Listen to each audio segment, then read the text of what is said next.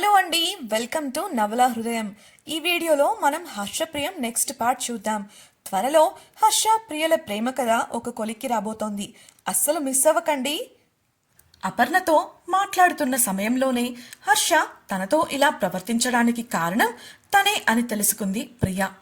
అతడు ఇంటికి వచ్చాక మాట్లాడాలి అనుకున్నంతలో అతనికి యాక్సిడెంట్ జరిగిందని తెలుసుకుని బాధలో కూరుకుపోయింది. అతడి పట్ల తాను ప్రవర్తించిన తీరుకు పశ్చాత్తాపపడుతూనే హర్ష క్షేమంగా ఇంటికి రావాలని ఆ దేవుడికి మొక్కుకుంది. హర్ష రావడం ఆలస్యం అవుతున్న ఒక్కొక్క క్షణం ఆమెకు నరకప్రాయం కాగా, తను రాడన్న మరుక్షణం తాను కూడా బ్రతకకూడదు అని క్షణికావేశంలో నిర్ణయించుకొని పాకెట్ నైఫ్ని గొంతుపై పెట్టుకొని బయట ఫోన్లో వేణు మాట్లాడుతున్న సంభాషణను వింటూ ఉంది. ఏంటి నాన్న మీరనేది అని వేణు ప్రశ్నించగా అతని తండ్రి ఇంకేదో చెప్పాడు. అందుకు వేణు, అలా అయితే హర్ష వాళ్ళు ఏమయ్యారు అని ప్రశ్నిస్తుండగా టెన్షన్ భరించలేని ప్రియ కత్తిని గొంతుకు అదిమి పెట్టుకుంది. సరిగ్గా అప్పుడే బయట కారు హారన్ మ్రోగిన శబ్దం వినిపించి ఆమె కళ్ళు సంభ్రమాశ్చర్యాలతో విప్పారగా సంతోషంతో ఆమె ముఖం వెలిగిపోయింది. మరుక్షణమే కత్తిని వదిలేసి బయటకు పరుగు తీయగా తోట గేటు వద్ద లోపలికి ఎంటర్ అవుతూ కనిపించింది తమ red colour Audi car. Phone మాట్లాడుతున్న వేణు, అతడి పక్కనే ఉన్న మాలతిలు ప్రియ అలా పరుగున వెళ్లడం చూసి కంగారుగా బయటకు ఆమెను అనుసరించారు.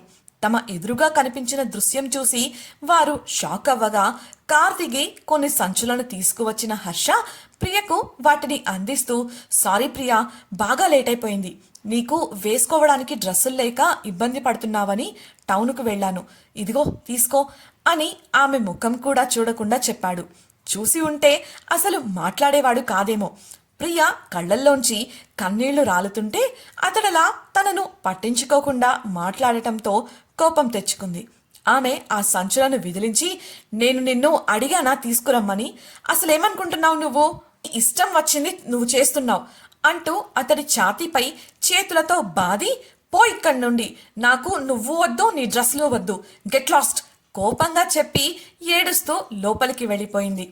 ఆమె ఏం చేస్తుందో అర్థం కాక పక్కనే నిలబడి ఉన్న వేణు మాలతులను చూసి ఆశ్చర్యంతో, అత్తా, వేణు మీరిక్కడేంటి?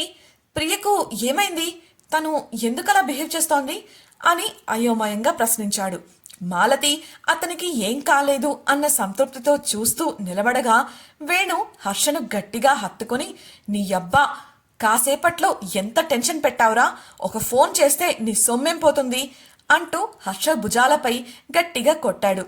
ఏం చేస్తున్నావురా, మీ అందరికీ కొట్టడానికి నేనే దొరికానా? ఏంటత్తా వీడు అన్నాడు హర్ష. మాలతి కన్నీళ్లు తుడుచుకొని చిన్నగా నవ్వి, ఇప్పుడే వస్తాను అంటూ అపర్ణ రాఘవులు ఉండే ఇంటికి వెళ్ళింది. రాఘవ కారులో నుండి కొన్ని బస్తాలు దించి ఇంటి వరండాలో పెట్టగా రాఘవని హత్తుకొని చిరుకోపంగా మొట్టాడు వేణు. హర్ష మరోసారి ఏం జరిగిందని ప్రశ్నించగా ఊరి ఆనకట్ట తెగిన విషయం మొదలుకొని జరిగినదంతా వివరించాడు.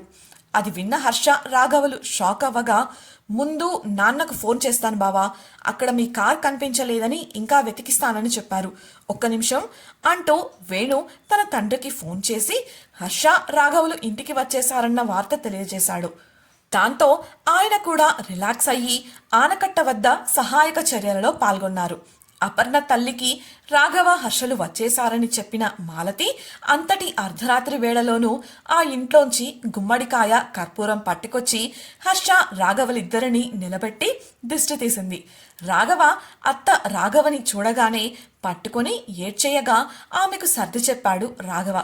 విషయం తెలియని అపర్ణ అర్థం కాక వారి వంక అయోమయంగా చూస్తుంటే రాఘవ వేణు హర్షలకు ఒక మాట చెప్పేసి అపర్ణను ఆమె తల్లిని తీసుకొని ఇంట్లోకి వెళ్ళిపోయాడు. ఇదంతా చూస్తున్న అపర్ణకు అనుమానం వచ్చి ఇంటికి వెళ్ళగానే వారిని నిలదీయడంతో విషయం చెప్పింది తల్లి. రాఘవ ఆమెను దగ్గరకు తీసుకొని, ఏదో పొరపాటు పడ్డారులేవే, వాన పడేసరికి ఆలస్యమైంది, ఫోన్ చేద్దామన్నా కుదరలేదు, అసలు మేము ఆ దరిదాపుల్లో కూడా లేము అని చెప్పి ఏడుస్తున్న ఆమెను బుజ్జగించాడు. హర్షను తీసుకొని ఇంట్లోకి వెళ్ళిన వేణు మాలతిలు అసలు ఏం జరిగిందని అడగగా చెప్పడం మొదలుపెట్టాడు హర్ష. టౌనులో మేము బట్టలు తీసుకుని బయలుదేరేసరికి రాఘవకు తెలిసిన వ్యక్తి కనిపించి పక్కూరిలో ఎరువులు లోడ్ వచ్చిందని చెప్పాడు. సరే మన తోటకే కదా అని పనిలో పనిగా తీసుకొచ్చేద్దామని నేను అన్నాను. అలా టౌన్ నుండి నేరుగా పక్క ఊరికి వెళ్ళి బండిలో మూటలు వేసుకొస్తుండగా వాన మొదలైంది. మన రోడ్ల సంగతి తెలిసిందే కదా. వైపర్స్ వేసినా కూడా ముందున్న రోడ్డు కనిపించేలా లేదని మధ్యలో ఆగిపోవాల్సి వచ్చింది. వాన తగ్గగానే బయలుదేరొచ్చేశాము అంటూ జరిగింది వివరించాడు. వేణు కోపంగా, అలాంటప్పుడు ఫోన్ చేయాల్సింది కదబే. బూతులు వస్తుంటే కంట్రోల్ చేసుకుంటూ అరవగా హర్ష వెటకారంగా, ఆ మాట నువ్వు అనకూడదురా. వాన తగ్గగానే రాఘవకు తెలిసిన వాళ్ళు కనిపిస్తే వాళ్ళ ఫోన్ నుండి నీ ఫోన్కి ఎన్నిసార్లు కాల్ చేశానో తెలుసా అని ప్రశ్నించగా, వేణు నా ఫోన్లో ఛార్జ్ లేదని ఇంట్లోనే పెట్టాను, తీసుకువద్దామన్న ఆలోచన కూడా ఆ హడావిడిలో నాకు తట్టలేదు. నన్నేం చేయమంటావు? అయినా ప్రియకైనా కాల్ చేయాల్సింది కదా. తను ఎంత టెన్షన్ పడిందో తెలుసా? బదులిస్తూనే ప్రశ్నించాడు వేణు. ట్రై చేశానురా, ప్రియ ఫోన్ నెట్వర్క్ లేదని వచ్చింది. నన్నేం చేయమంటావు? వేణుకు సమాధానం ఇస్తూనే ప్రియ కోసం చుట్టూ చూశాడు హర్ష.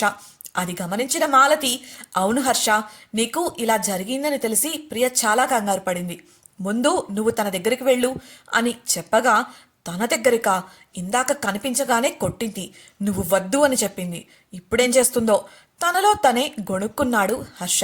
అయితే వేణు హర్ష పక్కనే ఉండటంతో ఆ మాటలు అతడికి వినపడ్డాయి. సరేరా బావా, నేను అమ్మ నీ కారులో ఇంటికి వెళ్ళిపోతాము.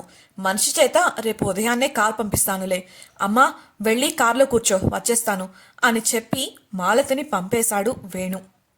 ఆవిడ అలా గుమ్మం దాటగానే, రేయ్ బావా, నువ్వు నా దగ్గర అన్ని విషయాలు పంచుకుంటావు కానీ ప్రియ విషయంలో మాత్రం ఓపెన్ అవ్వడం లేదు. ఎందుకు ఏమిటి అని నేను అడగను, కానీ కొన్ని విషయాలు చెబుతా, గుర్తుపెట్టుకో. మనిషి ఎప్పుడూ ఒకేలా ఉంటారు అనుకోవడం తప్పు. కాలాన్ని బట్టి మనం మారిపోతూ ఉంటాం. ప్రియ ఎక్స్ప్రెసివ్ కాదని నువ్వే చెప్పావు. తనే కాదు, ఆడపిల్లలెవరైనా కొన్ని విషయాల్లో ఇలానే ఉంటారు. తను నిన్ను కొట్టింది తిట్టింది అని నువ్వు అనుకుంటున్నావు, కానీ నువ్వు ఇంటికి వచ్చే వరకు తను పడిన కంగారు నీకు తెలియదు.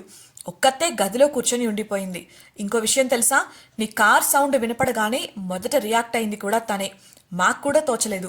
నిన్ను చూడాలని ఎంత వేగంగా బయటకు పరిగెత్తిందో తెలుసా? కానీ నువ్వు తన ముఖం కూడా చూడకుండా మాట్లాడావు. నేను అన్నీ చూస్తూనే ఉన్నాన్రా. అందుకే కోపం వచ్చి తిట్టేసి వెళ్ళిపోయింది తను. పెద్దోళ్ళు ఊరికే అనలేదు బావా, ఆడువారి మాటలకు అర్థాలు వేరని. వాళ్ళు మనసులో అనుకునేదొకటి, పైకి చూపించేది ఇంకొకటి. ప్రేమ ఉండి కూడా దాచేసి కోపాన్ని చూపిస్తారు. ఇక నీ ఇష్టం అని వివరిస్తుంటే అలానే చూస్తూ ఉండిపోయాడు హర్ష. వేణు, ఏంట్రా ఎందుకలా చూస్తున్నావు? సంకోచిస్తూ అడగగా, నీకెప్పుడురా ఇంత జ్ఞానోదయం అయింది? అది కూడా పెళ్లి కాకుండానే? ఆశ్చర్యంగా అడిగాడు హర్ష. అందుకు వేణు నవ్వి, అదా, అందుకు పెళ్లి కావాల్సిన అవసరం ఏముంది? వారానికోసారి నాన్నలతో కూర్చొని ఒక పెగ్గు వేస్తే అన్నీ బయటకొస్తాయి. మా ఇంట్లో మీ అత్తుందిగా, అది చాలదా? చెప్పగా హర్ష నవ్వేయగా గుమ్మంలో నిలబడిన మాలతి, అంటే నేను మీ నాన్నని టార్చర్ చేస్తున్నానంటున్నావా వేణు? పెగ్గు వేస్తే బయటకు వస్తాయా? రారా, ఇంటికి వెళ్ళాక నీ సంగతి మీ నాన్న సంగతి తెలుస్తాను. వేణు చెవి పట్టుకొని మెలిపెడుతూ బయటకు లాక్కు వెళ్ళింది. అమ్మా అది కాదమ్మా అని వేణు చెబుతున్నా వినలేదు మాలతి. వారిని చూసి మనస్ఫూర్తిగా నవ్వుకున్న హర్షకు వారు వెళ్ళగానే వేణు మాటలు గుర్తొచ్చాయి. తన కోసం ప్రియ కంగారు పడింది అన్న విషయం తెలిసి ప్రియ తన గురించి ఆలోచిస్తున్నందుకు సంతోషించాడు. ముందు ప్రియ ఎలా ఉందో చూడాలని మెల్లిగా గదిలోకి వెళ్ళాడు. అక్కడ అతనికి ప్రియ కనిపించలేదు. కానీ బాత్రూంలో అలికిడి వినిపించడంతో ఆమె లోపల ఉందని అర్థం చేసుకొని మంచంపై కూర్చున్నాడు. మంచం నిండా వస్తువులు ప్రియ హ్యాండ్ బ్యాగ్తో పాటు పడి ఉండటం చూసి వాటిని బ్యాగులోకి సర్దడం మొదలుపెట్టాడు. అప్పుడే అతడికి పాకెట్ నైఫ్ తెరిచి ఉండటం గమనించి మూసేసి లోపల పెట్టేశాడు. ప్రియ వచ్చేలోపు బెడ్ సర్దేసి ఆమె కోసం ఎదురు చూస్తూ కూర్చోగా ముఖం కడుక్కొని వచ్చిన ప్రియ హర్షకు తన ముఖం కనబడకుండా అలమారా నుండి టవల్ తీసుకొని తుడుచుకుంది. హర్ష ధైర్యం చేసి, ప్రియా, ఐఎమ్ సారీ, నేను నీకు ఫోన్ చేయడానికి ట్రై చేశాను, బట్ నెట్వర్క్ దొరకలేదు. నా ఫోన్ ఛార్జ్ లేక స్విచ్ ఆఫ్ అయిపోయింది. కారులో ఛార్జర్ కూడా లేదు. నాకు తెలుసు నువ్వు టెన్షన్ పడ్డావని, బట్ నాకేం కాలేదు. నిజానికి త్వరగా వచ్చేద్దామనే వెళ్ళాను కానీ అనుకోకుండా వేరే పని వచ్చేసరికి ఆలస్యం అయిపోయింది. దానికి తోడు ఈ వానొకటి.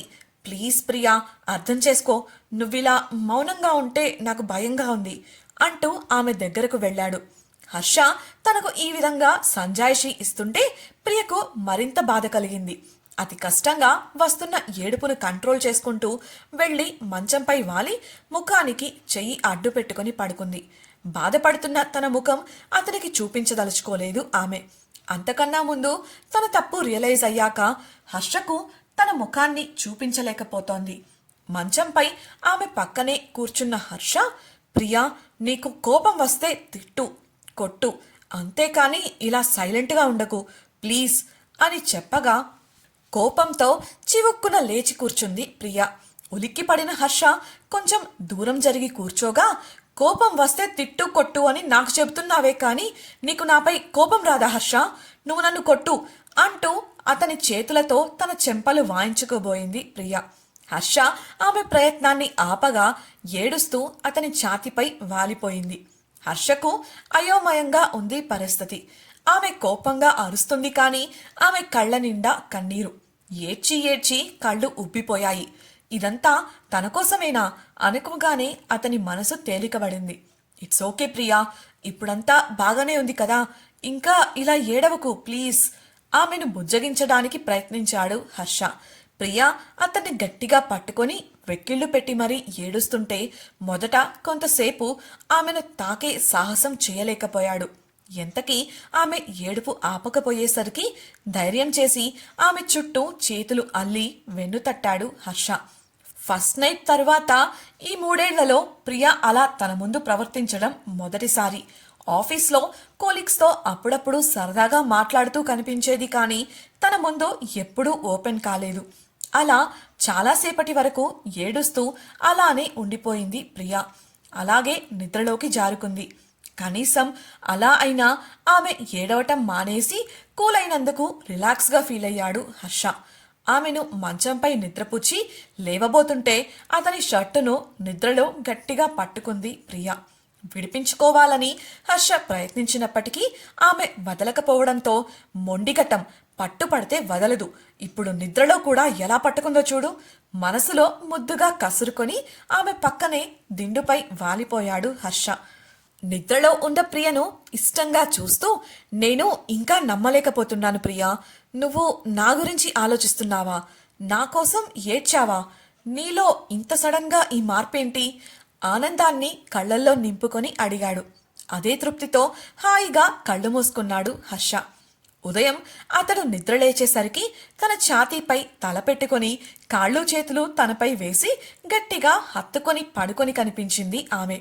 రాత్రి కనిపించిన అలసట ఇప్పుడు ఆమె ముఖంలో లేదు. ప్రశాంతమైన వదనంతో తనకు ఎన్నడూ లేనంత దగ్గరగా ముద్దుగా నిద్రపోతూ కనిపించేసరికి మైమరచిపోయాడు హర్ష. ఆ క్షణం అలానే ఆగిపోతే ఎంత బాగుండో అనుకుంటూ ప్రియను చూస్తూ ఉండిపోయాడు. సరిగ్గా అప్పుడే ఛార్జింగ్లో ఉన్న ఫోన్లో అలారం కొట్టడంతో మెలకువ వచ్చి నిద్రలేచింది ప్రియ. మంచి సమయంలో డిస్టర్బ్ చేసినందుకు అలారం పెట్టిన వాడిని అంటూ మనసులో తిట్టుకోబోయిన హర్ష అది తన ఫోనే అని గ్రహించి లోపలే ఉసూరుమన్నాడు. తాను హర్ష ఛాతీపై పడుకొని ఉండటం గమనించిన ప్రియ లేచి చీర సర్దుకుంటుంటే ఆమె వంక దొంగచూపులు చూశాడు హర్ష. ప్రియ అతని వంక చూడగానే టక్కున తల తిప్పేశాడు. ప్రియకు హర్షతో మాట్లాడాలని ఉంది కానీ ఎలా మొదలు పెట్టాలో అర్థం కాక మౌనంగా ఉండిపోయింది. హర్షకు కూడా ఇలా ఎలా స్పందించాలో అర్థం కాక సైలెంట్గా తన ఫోను చూసుకుంటూ కూర్చున్నాడు. అప్పుడే తన ఫోనుకు మాలతి కాల్ చేయగా ఎత్తి చెప్పండి ఆంటీ అని అడిగింది ప్రియ. లేచారా ప్రియా అని మాలతి ప్రశ్నించగా అవునాంటీ, జస్ట్ ఇప్పుడే లేచాము, త్వరగా రెడీ అయ్యి వచ్చేస్తాంలేండి హర్షవంక చూస్తూ చెప్పింది ప్రియ. మీరేమీ హడావిడి పడకండి ప్రియా, ఇక్కడంతా మేం చూసుకుంటాంలే కానీ మీరు రిలాక్స్ అయ్యి మధ్యాహ్నానికి వచ్చేయండి. రాత్రి పడిన వర్షం వల్ల ఇక్కడ మాకు కూడా పనులు ఆలస్యమవుతున్నాయి, ఆ మాట చెబుదామని ఫోన్ చేశాను అని మాలతి చెప్పగా సరే ఆంటీ చెప్పి ఫోన్ కట్ చేసింది ప్రియ. అప్పటికే మాలతి కాల్ అని తెలుసుకున్న హర్ష స్నానానికి వెళ్ళిపోగా తన కోసం కావలసిన బట్టలు నగలు తీసిపెట్టుకుంది ఆమె. హర్ష రాగానే అతని దగ్గరకు వెళ్ళి, ఆంటీ మనల్ని మధ్యాహ్న సమయానికి రమ్మని చెప్పారు హర్ష, వాన వల్ల వాళ్లకు పనులు ఆలస్యమయ్యాయట అని ముభావంగా చెప్పగా, సరే అనేసి బయటకు వెళ్ళబోయాడు హర్ష. ఒక్క నిమిషం హర్ష అన్న ప్రియ మాటకు అతడు ఆగగా, అది నేను నీతో కొంచెం మాట్లాడాలి తడబడుతూనే అడిగింది ఆమె. ఎప్పుడు తనకు కావాలనుకున్నది, తను చెయ్యాలనుకున్నది ఏ తడబాటు లేకుండా కాన్ఫిడెంట్గా చేసే ప్రియ తడబడడం చూసి ఆశ్చర్యపోయాడు హర్ష. వెంటనే, ముందు నువ్వు రెడీ అయ్యిరా ప్రియా, టిఫిన్ చేస్తూ మాట్లాడుకుందాం చెప్పి బయటకు వెళ్ళిపోయాడు. హర్ష మరోసారి పిలిచింది ప్రియ. అతడు వెనక్కు తిరిగి మళ్ళీ ఏంటి అన్నట్లు చూడగా, ఎక్కడికి వెళ్లకు, నాకు చీర కట్టాలి కదా మొహమాటంగా అడిగింది. ఆ మొహమాటంలో సిగ్గు కూడా తొంగి చూసింది. హర్ష, నేను అపర్ణని పిలుస్తాను అనగా చివుక్కున చూసి, తను కడుపుతో ఉంది, కింద కూర్చోకూడదు చెప్పింది ప్రియ. అలా అయితే వాళ్ళ అమ్మగారు ఇక్కడే ఉన్నారు కదా, ఆవిడను రమ్మంటాను టక్కున చెప్పాడు హర్ష. అతని వంక విసుగ్గా చూసి, నాకు చీర కట్టడంలో నీ హెల్పే కావాలి చెప్పింది ప్రియ మొండిగా. ఆమె వంక అయోమయంగా చూశాడు హర్ష. అంతలోనే తాను నిన్న ఆమె కోసం టౌన్కు వెళ్లి తీసుకువచ్చిన దుస్తులు గుర్తొచ్చి, ప్రియా శారీ ఎందుకు, నిన్న నేను నీకోసం టౌన్ నుండి తీసుకొచ్చిన డ్రెస్సెస్ ఉన్నాయి కదా అవి వేసుకో అని చెప్పగా ఉసూరుమంది ఆమె. విసురుగా తలుపు మూసుకొని లోపలికి వెళ్ళిపోగా ఆమెకు కోపం తెప్పించానని అర్థం చేసుకున్నాడు హర్ష. మరుక్షణమే తలుపు తట్టాడు. ప్రియ అలిగినట్లు ముఖం పెట్టి తలుపు తీయగా, నువ్వు స్నానం చేసొచ్చాక పిలువు, నేను హాల్లోనే ఉంటాను చీర కట్టడానికి తగ్గి చిన్నగా చెప్పాడు. అందుకు ప్రియ లోపల సంతోషించి సరే అంటూ స్నానానికి వెళ్ళిపోయింది. దేవుడా, రాత్రేమో అలా, ఇప్పుడేమో ఇలా, చంపేస్తున్నావు ప్రియా, నిన్ను అలా చూస్తూ కంట్రోల్ చేసుకోవడం అంత ఈజీ అనుకున్నావా? అందుకే నేను చెయ్యను అన్నాను, మాట వినవు గదా మనసులో అనుకొని నిట్టూర్చి హాల్లో ఉన్న సోఫాలో సెటిల్ అయ్యాడు హర్ష. ప్రియ స్నానం చేసి రాగానే అతన్ని పిలిచింది. అతడు వెళ్ళి ఆమెకు సాయం చేశాడు. తన భావాలను అతి కష్టంగా కంట్రోల్ చేసుకుంటూ చీర కడుతున్న హర్షకు ఆమెకు పమిట సరిచేస్తున్న సమయంలో గొంతుపై ఉన్న గాయం కనిపించింది. కంగారుగా, ప్రియా ఏమైంది, ఈ గాయమేంటి అని అతడు అడగగా, ప్రియ తడబడి, ఏం లేదు హర్ష, ఏదో కుట్టి ఉంటుంది అంటూ గాయాన్ని చేత్తో దాచేసింది. కోసుకున్న ఆనవాళ్లు కనిపిస్తుంటే కుట్టిందంటావేంటి, నన్ను చూడని అంటూ ఆమె చెయ్యి పక్కకు జరిపాడు హర్ష. మళ్ళీ చేతిని అడ్డు పెట్టుకుంటూ, అదేం లేదు హర్ష, వదిలేయమన్నాను కదా, నాకు ఆకలిగా ఉంది, నువ్వు త్వరగా కుచ్చిళ్ళు పెడితే నేను రెడీ అయ్యి వెళ్ళి టిఫిన్ తినాలి కప్పిపుచ్చుతూ అంది ప్రియ. కాని హర్షకు అనుమానం మొదలైంది. బయటపడకుండా మౌనంగా ఆమెకు చీర కట్టడం పూర్తి చేసి వెళ్ళి హాలులో కూర్చున్నాడు. కొంచెంలో మిస్ అయ్యాను అమ్మయ్యా అనుకొని అద్దం ముందు నిలబడి తన గాయాన్ని చూసుకుంది ప్రియ. నిన్న తాను చేసిన పిచ్చి పనికి 1/2 ఇంచు పొడవుతో సన్నగా లోపలికి దిగి రక్తపు చెమ్మ ఉన్న ఘాటు కనబడి గబగబా ఫౌండేషన్ క్రీమ్ తీసుకుని దానిపై రాసింది. త్వరగా సిద్ధమై ఆమె హర్షతో మాట్లాడాలని బయటకు రాగా అప్పటికే అక్కడ తమ కోసం టిఫిన్ సిద్ధం చేస్తూ కనిపించింది అపర్ణ తల్లి. ఆమె ముందు తమ వ్యక్తిగత విషయాలను పంచుకోలేక మౌనంగా టిఫిన్ చేసింది ప్రియ. ఆమెకు తెలియని విషయం ఏంటంటే ఆ సమయంలో హర్ష ఆమె గాయాన్ని చూడాలని ప్రయత్నించాడు. ఆ భాగంలో ఏదో క్రీమ్ అప్లై చేసినట్లు గ్రహించి నొసలు చిట్లించాడు. తిన్న తర్వాత తమ గదిలోకి వెళ్లిన అతడు గాయాన్ని దాచాల్సిన అవసరం ప్రియకేంటి, ఎలా తగిలింది అన్న విషయానికి కూడా తను సమాధానం ఇవ్వకుండా తోసిపుచ్చింది అని ఆలోచిస్తుండగా ప్రియ హ్యాండ్ బ్యాగ్ కనిపించింది. ఇంతకీ ప్రియ చేసిన పనిని హర్ష కనిపెడతాడా? కనిపెడితే ప్రియ పరిస్థితి ఏంటి? ప్రియ అతనితో తన మనసులోని భావాలు పంచుకుంటుందా? వీళ్ళు కలుస్తారా లేదంటే మళ్ళీ గొడవ పడతారా? తెలుసుకోవాలనుకుంటున్నారా? అయితే ఛానల్ సబ్స్క్రైబ్ చేసి హర్షప్రియం నెక్స్ట్ పార్ట్ వినేయండి. అలాగే మీకు ఈ వీడియో నచ్చినట్లయితే లైక్ చేసి మీ స్నేహితులకు షేర్ చేయండి. మీ అభిప్రాయాలను మాతో పంచుకోవడం కోసం కామెంట్ సెక్షన్లో తెలియజేయగలరు. ఇట్లు మీ నవలా హృదయం team. Thank you for listening.